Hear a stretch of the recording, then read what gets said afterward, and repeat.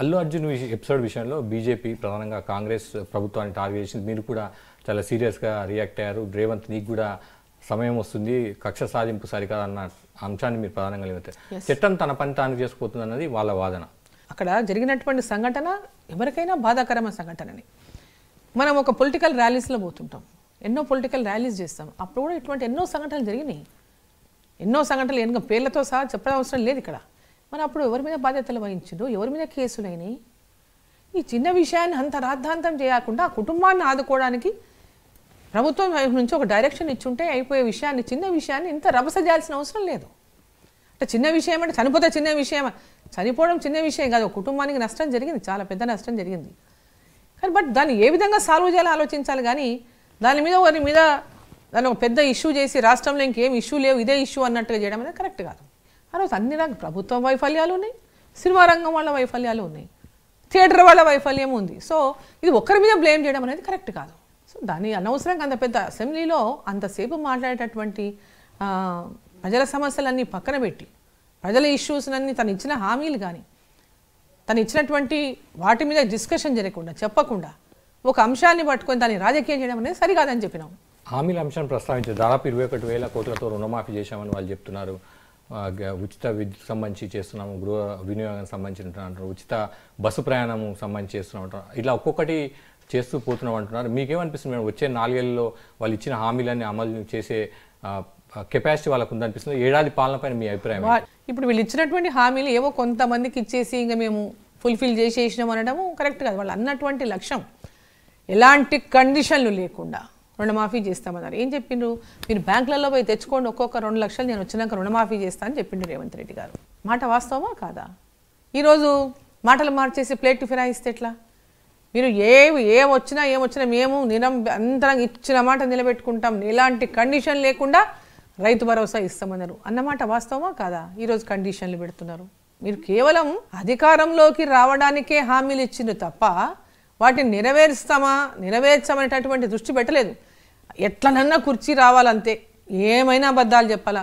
వారి ఇంటర్వ్యూలో అబద్ధాలు చెప్పిన అధికారంలోకి రావడానికని అంటే ఇంతకంటే ఎక్కువ ఏముంటుంది? ఒక ముఖ్యమంత్రి గారు తాము చెప్పినవన్నీ అబద్ధాలని ఆయన ఒప్పుకున్నాడు కదా. అధికారం కోసమే అబద్ధాలు మాట్లాడమని చెప్పింది కదా వారు. ఇటీవల కాలంలో తెలంగాణ క్యాబినెట్ ఒక నిర్ణయం తీసుకుంది. పాలమూరు రంగారెడ్డి ప్రాజెక్టుకు ఆ పార్టీకి సంబంధించిన సీనియర్ నేత సుధీన్ జైపాల్ రెడ్డి పేరు పెట్టింది. దానిపైన మీరు రియాక్ట్ అయ్యింది మేడం? జిల్లాకు సంబంధించిన సీనియర్ నేతగా ఏమంటారు దానికి? ఆ పాలమూరు రంగారెడ్డికి జైపాల్ రెడ్డి గారి పేరు పెట్టడం సమంజసం కాదు. దాన్ని నేను తీవ్రంగా ఖండిస్తున్నా, వ్యతిరేకిస్తున్నా కూడా. పాలమూరు రంగారెడ్డి ప్రాజెక్టుకు జైపాల్ రెడ్డి గారు చేసినటువంటి కృషి ఏం లేదు, వారి పాత్ర కూడా లేదు దాంట్లో. జైపాల్ రెడ్డి గారు సమైక్యవాది, వారు ప్రత్యేక తెలంగాణవాది గారు, వారు సమైక్యవాది. సో తెలంగాణ కోసం, పాలమూరు రంగారెడ్డి కోసం ఎప్పుడైతే పోలవరానికి జాతీయ హోదా దాంట్లో విభజన చట్టంలో పెట్టినారో మరి పాలమూరు రంగారెడ్డికి ఎందుకు పెట్టలేదు? పోనీ నిజంగా పాలమూరు రంగారెడ్డికి వారు విభజన చట్టంలో పాలమూరు రంగారెడ్డి కూడా జాతీయ హోదా కలిగి ఉండాలి, ఇవ్వాలని చెప్పి వారు పెట్టినుంటే, మీరు ఈరోజు పెట్టినుంటే తప్పేం లేదు. అసలు ఆ రోజు వారి పాత్ర ఏమీ లేదు దాంట్లో. మేము కష్టపడి, మేము పట్టుబట్టి, మేము సాధించి, రిటైర్డ్ ఇంజనీర్స్ అందరూ మాకు సలహాలు ఇచ్చి, సూచనలు ఇచ్చి, మా ఫాదర్ చిట్టెం నర్సిరెడ్డి గారి యొక్క పాత్ర జిల్లా ప్రాజెక్టుల వెనక ఎంతో ఉంది. ఈరోజు భీమా కావచ్చు, నెట్టంపాడు కావచ్చు, కొల్వకుర్తి కావచ్చు, కోయిలసాగర్ కావచ్చు, ఈ పాలమూరు రంగారెడ్డి ప్రాజెక్టు రావడానికి కావచ్చు, వారి పాత్ర ఎంతో ఉంది. ఈరోజు మర్చిపోయింది కాంగ్రెస్ పార్టీ ఆయనని. 2005లో కాంగ్రెస్ పార్టీ ఎమ్మెల్యేగా నక్సలైట్ల కాల్పుల్లో చిట్టెం నర్సిరెడ్డి గారు, ఆయన కుమారుడు చిట్టెం వెంకటేశ్వర గారు ఇద్దరు ఆ కుటుంబం నుంచి ప్రాణాలు పోగొట్టుకొని, వారితో పాటు ఇంకా అనేక మంది 9 మందికి పైగా ఆ రోజు ప్రాణాలు పోగొట్టుకుంటే ఆ సంఘటన వీళ్ళ కనీసం గుర్తు కూడా లేదు. జిల్లా నుంచే ముఖ్యమంత్రి ఉన్నాడు, మరి ఆయన గుర్తు లేదా? పాలమూరు ప్రాజెక్టు కోసం పట్టుబట్టి జీవో ఇప్పించిన వ్యక్తిగా అందరూ ఎంతోమంది నాకు సూచనలు ఇచ్చింది. అది ఎట్టి పరిస్థితుల్లో మీరు తీసుకుంటేనే, మా ఫాదర్ చెప్పేటోడు, ఎట్టి పరిస్థితుల్లో వెనకాడకుండా దీన్ని సాధించుకోవాలని. అయినా సరే దురదృష్టవశాత్తు ఆయన 2005లోనే నక్సలైట్ల కాల్పులో చనిపోయాడు. కాంగ్రెస్ పార్టీ అధికారంలో ఉన్నప్పుడు కాంగ్రెస్ పార్టీ ఎమ్మెల్యేగా తన కొడుకును కూడా, తనతో పాటు తన కొడుకును కూడా తీసుకుపోయాడు. ఇంతకుముందు రేవంత్ రెడ్డి గారు చెప్పిన గతంలో జైపాల్ రెడ్డి గారు మెట్రోని తీసుకొచ్చినని, మెట్రోకి పెట్టుకోవాల్సి ఉంటుంది మీరు. నేను వచ్చినాక, అధికారంలోకి వచ్చినాక మెట్రోకు జైపాల్ రెడ్డి గారు పేరు పెడతానని పెట్టాల్సి ఉంటుంది మీరు. దానికి ఎవరు తప్పు పట్టే వాళ్ళం కాదు.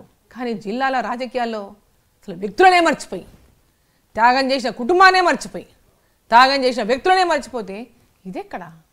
రాష్ట్ర కేబినెట్ నిర్ణయం పైన మీ వైఖరి ఎలా ఉండబోతుంది? అంటే ఇప్పటికే నిర్ణయం తీసుకున్నారు, మీరేమో సరికాదన్న అభిప్రాయాన్ని వ్యక్తం చేస్తున్నారు. వాళ్ళు పునరాలోచించుకోవాలి. అక్కడ ఉన్నటువంటి మంత్రులు కూడా పునరాలోచించుకోవాలి.